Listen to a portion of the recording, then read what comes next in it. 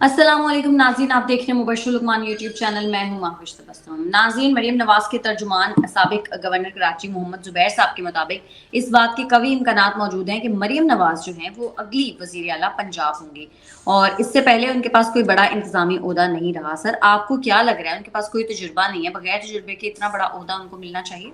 बगैर तजुर्बे के उनके वालिद भी बन गए थे, चचा भी बन गए थे, इमरान खान वज़ीर आज़म बन गए थे, बुज़दार बन गए थे, महमूद खान बन गए थे। तजुर्बे का इस मुल्क में किसको परवाह है? वो तो आके ऑन जॉब सीखते हैं, उसके बाद हम लोगों को बताते हैं कि मुझे ये नहीं करने दिया गया। देखिए, मरियम के जो हक में लोग बातें कर रहे हैं वो इसलिए कर रहे हैं कि मरियम ने अपने वालिद की अफसों से बड़े बड़े जलसे किए, जुलूस किए। वो एक पोस्टर अट्रैक्शन तो हैं, इसमें तो कोई दो राय नहीं है कि मरियम क्राउड पुलर तो हैं। पीएमएलएन में अगर कोई क्राउड पुलर है मियाँ साहब के अलावा तो वो मरियम नवाज है, but that is where it ends. और वो क्राउड पुलिंग मैग्नेटिज्म जो है उसको भी हमने देखा फॉल्टर होते हुए जब पिछले साल बाई इलेक्शंस हो रहे थे, 20 सीटों पे हुए थे, आप याद करें, और 16 पे उड़ गए। पूरे का पूरा लाहौर मरियम के हाथ से निकल गया। तो मरियम नवाज की जितनी कैपेबिलिटी है उसमें तो डिवीज़न बहुत ज़्यादा है ना, कि उन्होंने अपनी पार्टी को ही डिवाइड करके छोड़ दिया और कहीं का नहीं छोड़ा। तो मेरा नहीं ख्याल कि Maryam will be a good choice as a chief minister, और मेरा नहीं ख्याल कि वो बन सकती हैं अभी, क्योंकि पार्टी बिल्कुल रह जाएगी कि ऊपर बाप है, नीचे बेटी है। पहले ऊपर बाप था, नीचे भाई था, दूसरा भाई था, फिर एक बाप था, नीचे बेटा था। तो वो तो एक शरीफ प्राइवेट लिमिटेड बन जाएगी ये तो ये बहुत मुश्किल काम है। मुझे अभी इसकी उम्मीद नहीं है। सर, विफाकी हुकूमत ने फैजाबाद धरने के जिम्मेदारान के ताजुन के लिए फैक्ट फाइंडिंग कमेटी जो है वो तश्कील दी है, जिसमें एडिशनल सेक्रेटरी दिफा और डायरेक्टर आईएसआई शामिल होंगे। सर, आपको क्या लग रहा है कि ये अफराद जो हैं ये अपने ही ओहदे के खिलाफ शफाफ तहकीकात कर पाएंगे, क्योंकि जिम्मेदार तो फैज हमीद साहब है ना? मेरा ख्याल है कि ये एक मट्टी पाव वाली सिचुएशन है कि डंग टपाओ ते मट्टी पाओ, कि इस वक्त उन्होंने कहा कि सुप्रीम कोर्ट ऊपर खड़ी है और निगरान हुकूमत उनको कह दिया था कि हम इसके ऊपर काम कर रहे हैं। कोर्ट ने जो हमें अहकाम दिए थे उसके ऊपर हम अमल दरामद कर रहे हैं। तो अब ये कमेटी बनाई है, 15 दिन में उनको उनका मैंडेट मिलेगा, फिर उनको ऑफिशियल होगा, फिर वो इंक्वायरियाँ करेंगे, फिर कोई विटनेस नहीं मिलेगा, कोई विटनेस पाकिस्तान से बाहर होगा, को फौत हो गया होगा, किसी की तबीयत ख़राब होगी, फिर आगे पीछे होगा, ये भी चलेगा लंबा। और उसके बाद वो जो एक रिपोर्ट 2 महीने बाद ये जमा करा देंगे कि जी हम तो इस पर काम कर रहे हैं अभी, तो मज़ीद टाइम हमें चाहिए उसकी तफसीलात के लिए। सो I don't think you should look deep into it, मेरा नहीं ख्याल। सही। सर, सुप्रीम कोर्ट से खबर आई है कि जस्टिस मज़ाहिर अली अकबर नकवी को बाकायदा सुप्रीम जुडिशल काउंसिल ने शो कॉज नोटिस भेज दिया है। सर, इल्जामात देखकर आपको क्या लग रहा है, क्या वो अपनी कुर्सी बचा पाएंगे? बड़ा मुश्किल है जस्टिस मुज़ाहिर नकवी के अच्छा, ये पहली बार ही नहीं हुआ है। जस्टिस मुज़ाहिर अकबर नकवी के साथ जब वो हाई कोर्ट में जज थे तब भी ऐसा कुछ होता रहा था और बड़ी मुश्किल से उस वक्त बचे थे, और उस वक्त उनके ऊपर और किस्म के इल्ज़ामात थे। लेकिन बहरहाल अब उनको ये कहा गया कि जी गुजरांवाला में एक प्लाज़ा उनका जिसकी उन मिल्कियत नहीं ज़ाहिर की। कैंट लाहौर में 35 करोड़ रुपए का प्लॉट उन्होंने कैसे ख़रीदा। उनके केसेस मैनेज करने की अलेजिडली मैं कह रहा हूँ, एक ऑडियो भी सामने है कि जैसे ये उनके मुखालफिन कह रहे हैं कि केसेस को वो कर रहे हैं। गुलबर्ग में भी उनका एक को प्लॉट निकल आया है। उनके सुप्रीम कोर्ट में आने के बाद यानी कहा जा रहा है कि उनके असासे अलेजिडली कई 100 गुना बढ़ चुके हैं। फिर उनकी बच्ची की तालीम के ज़रिए वो पर भी आ रहा है। मेरा ख्याल है कि मैं अगर मुज़ाहिर साहब की जगह हूँ तो मैं तो इस्तीफ़ा दे दूँ। यानी इतनी बातें सुनने के बाद जब अपने ही लोग कर रहे हों तो आदमी ने सारी उम्र इज़्ज़त ही कमाई होती है ना। तो अगर उस पे ही क्वेश्चन मार्क आ रहा है तो मेरा ख्याल है कि उनको स्टेप डाउन कर देना चाहिए। He is been a very prominent जज, he is been a very important जज, और मैंने देखा है उनकी एक स्पेशलिटी है क्रिमिनल केसेस की, क्योंकि क्रिमिनल लॉ पे मुज़ाहिर अकबर नकवी साहब से ज़्यादा जानने वाला कोई भी आदमी मैंने तो नहीं जज देखा कोई। उनकी जो काबिलियत है वो क्रिमिनल लॉ के ऊपर है। लेकिन ये एक अनफॉर्चुनेट सिनारियो है, और इसलिए भी अनफॉर्चुनेट है कि अगर सुप्रीम कोर्ट के जजेस जो हैं वो ट्रायल उनका शुरू हो जाए और ट्रायल होना शुरू हो تو وہ دیٹس ناٹ گڈ آپٹکس. تو وائل آئی وڈ وانٹ کہ سپریم کورٹ میں کلینزنگ ہونی چاہیے, but I would still want کہ عزتیں رہیں اور اس طرح سے لوگ آگے کی طرف نکلیں.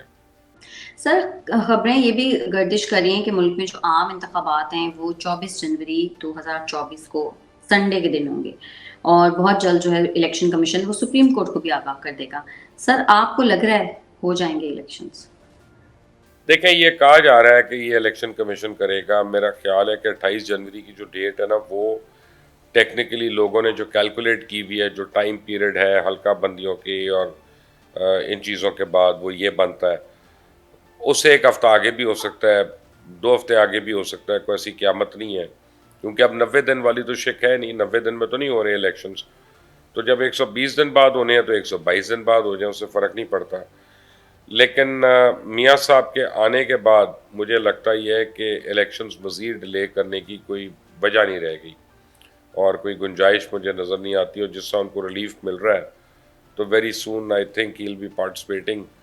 تو وہ اپنی آفیشیلی کیمپین بھی اسی دن کک سٹارٹ کریں گے جس دن ان کو کلیئرنس ہو جائے گی کہ جی اب آپ الیکشن بھی لڑ سکتے ہیں, آپ چوتھی باری وزیر اعظم بھی ہو سکتے ہیں. سو الیکشن کمیشن ابھی, اور میرا خیال ہے منڈے یا ٹیوزڈے تک بتا دے گا کورٹ کو کہ جی ہم اس دن تیار ہیں. تو اس دن ہمیں ideally may be end of January ہے, لیکن I think be ready for mid February. Sir Shahid Khaqan Abbasi صاحب کا نام بھی ای سی ایل میں شامل کیا گیا ہے, اور وہ اب ظاہر ہے بیرون ملک نہیں جا سکتے. تو سر یہ نون لیگ سے راہیں جدا کرنے کی وجہ سے تو نہیں ہوا؟ دیکھیں, مجھے پہلی بات تو یہ ہے کہ یہ بڑے دکھ کی بات ہے کہ آپ کا ایک سابق وزیر اعظم جو ہے اس کو ایئرپورٹ جا کے پتہ چلے کہ اس کا نام ای سی ایل پہ ہے.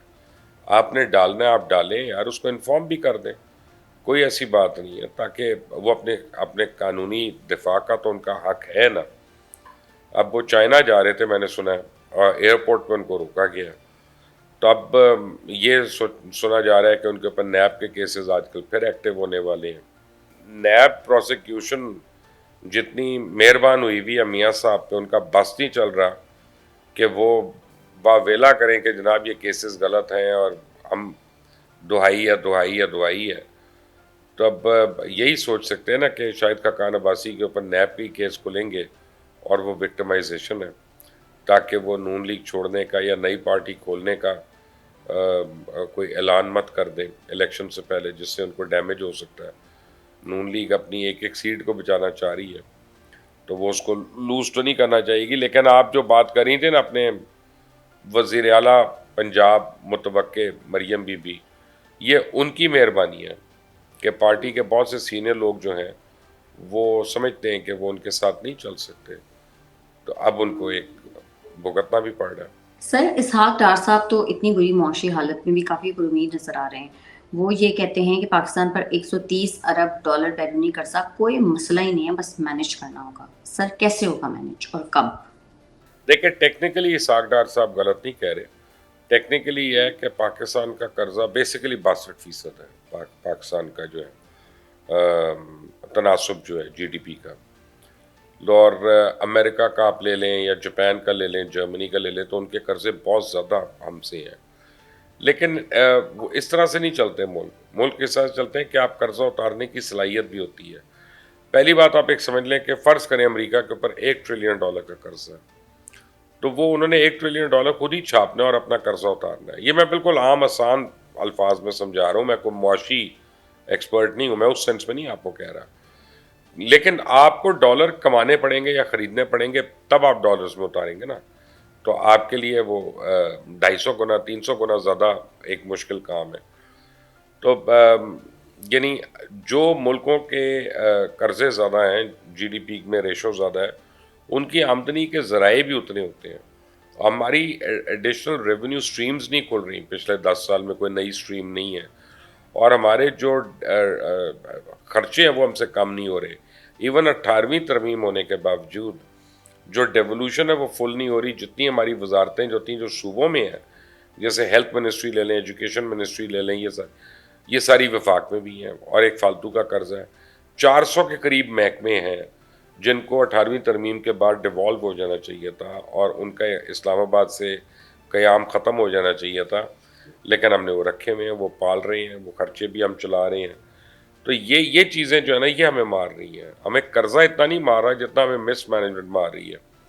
جہاں تک ڈار صاحب کی بات ہے یا ان کے نعروں کی بات ہے تو ڈار صاحب نے تو یہ بھی کہا تھا کہ میں آئی ایم ایف سے ڈیل کر سکتا ہوں, اور ہم نے دیکھا آئی ایم ایف نے کیا کیا ہمارے ساتھ اور ڈار صاحب کے ساتھ. اور ان کے پاس 6 مہینے تھے.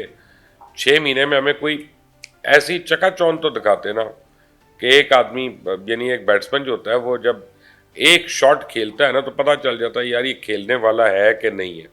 وہ باقی لمبا سکور ہو یا نہ ہو وہ تو ایک اور بات ہے, لیکن یہ پتہ چل جاتا ہے کہ ٹیکنیکلی ساؤنڈ بیٹسمین ہے, یا بالر کی ایک گیند سے پتہ چل جاتا ہے واقعی تیز کر رہا ہے کہ نہیں کر رہا. تو ابھی ڈار صاحب نے پچھلے 6 مہینے میں ایسی کوئی ہمیں کارکردگی دکھائی نہیں ہے جس کے اوپر ہم یہ بات کریں. پھر پاکستان کا میچ اور پاکستان کی بیٹنگ لائن پھر سے ڈگمگا گئی. سر یہ کیا پریشر کی وجہ سے ہے, فٹنس کی وجہ سے ہے, تیاری نہ ہونے کی وجہ سے, معاملہ کیا ہے, ہماری ٹیم کے ساتھ مسئلہ کیا ہے؟ جب آپ ایک سال میں 3 باری پی سی بی کا چیف بدلیں گے, آپ وہی کوچز جنہوں نے آرام کھایا ہوتا ہے اور وہی انتظامیہ جنہوں نے اپنی جیبیں بھری ہوتی ہیں انہی کو رکھتے ہیں, اور ٹیم آپ کی اکرا پروری کے اس سے بنی ہوگی, نیپوٹزم کے اس سے بنی ہوگی, میرٹ کا اس میں دھیان نہیں ہوگا, تو اسی طرح آپ کو مار پڑے گی نا, اور ہر میچ میں پڑے گی, ہر جگہ پڑے گی. تو یہ کوئی انہونی بات نہیں ہے آپ کو. اور دوسری بات میں تو بلیو کرتا ہوں کہ جو آئیلینڈز آف گڈنس تو نہیں ہوتے, جب پورے ملک کے بقیے ادھڑے ہوئے ہیں تو ایک کرکٹ ٹیم کیسے پرفارم کر سکتی ہے. اگر کرکٹ ٹیم پہ اتنا تو آپ دیکھ لیں ایشین گیمز میں آپ کی کون سا ایک میڈل نہیں آپ لے سکے, ایشین گیمز میں ایک میڈل نہیں لے سکے آپ, تو آپ اس سے اندازہ کر لیں کتنے ایتھلیٹ گئے تھے. لیکن اس کا کیونکہ ڈے ٹو ڈے کوریج نہیں ہو رہا, میڈیا کوریج نہیں ہو رہا, ٹی وی نہیں آ رہا, تو اس کا لوگوں کو پتہ نہیں چل رہا. آپ ہاکی ٹیم اپنا دیکھ لیں, 10 گول کھا جاتی ہے, وہ بھی یہی ہے نا, 10 وکٹوں سے ہارنا یا 7 وکٹوں سے وہ 10 گول کھا گئے. اور آپ اپنی اسکواش کے پلیئرس کو دیکھ لیں, ماسوا اب ایک پلیئر آیا کو تھوڑی بہت امید ہے لیکن آپ کے پاس نہیں ہے. اور آپ سنوکر میں کبھی ورلڈ چیمپئن تھے, آپ کبڈی میں, آپ سائیکلنگ میں آپ کے پاس اتنے اچھے سائیکلسٹ تھے, رنرز تھے, ایتھلیٹس تھے, اولمپکس میں کرتے تھے کمپیٹ, سوئمرز تھے. اب آپ کس جگہ پہ آپ کے پاس, تو ایک کرکٹ ٹیم جو ہے وہ نیپوٹزم کی بنیاد پہ کتنی دیر صحیح پرفارم کرتی رہے گی. ٹھیک ہے مبشر صاحب, بہت شکریہ آپ کا آج کے پروگرام کے لیے. اگر آپ کو ہماری ویڈیو پسند آتی ہے تو چینل کو کر دیں لائک, سبسکرائب اور شیئر, اور اپنی قیمتی رائے سے ہمیں ضرور آگاہ کیجیے گا. ہمیں اجازت دیں, اللہ نے کے بعد.